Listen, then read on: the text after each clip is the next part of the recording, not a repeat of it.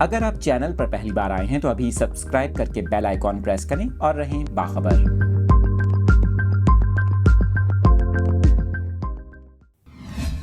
Details اپنے ناظرین کے ساتھ شیئر کر رہے ہیں۔ مدینہ منورہ میں رات بھر ہونے والی بارش کے باعث موسم خوشگوار ہو گیا۔ مدینہ منورہ میں سحری کے اوقات میں بھی موسلا دھار بارش ہوئی، جس کی وجہ سے موسم انتہائی خوشگوار ہو گیا۔ عرب میڈیا رپورٹس کا بتانا ہے کہ بارش کا سلسلہ رات کو شروع ہوا، جو صبح کے اوقات تک جاری رہا۔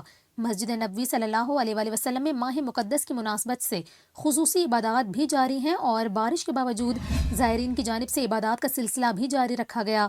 آپ کو بتائیں، مسجد نبوی صلی اللہ علیہ وآلہ وسلم میں بارش کی وجہ سے انتظامیہ نے خصوصی تدابیر بھی اختیار کیں۔ مدینہ منورہ میں رات بھر ہونے والی بارش کے باعث موسم خوشگوار ہو گیا اور سحری کے اوقات میں بھی موسلا دھار بارش کا سلسلہ جاری رہا۔ اس کے علاوہ مکہ مکرمہ، خانہ کعبہ اور اطراف میں بھی موسلا دھار بارش ہوئی، جس کے باعث موسم انتہائی خوشگوار ہو گیا۔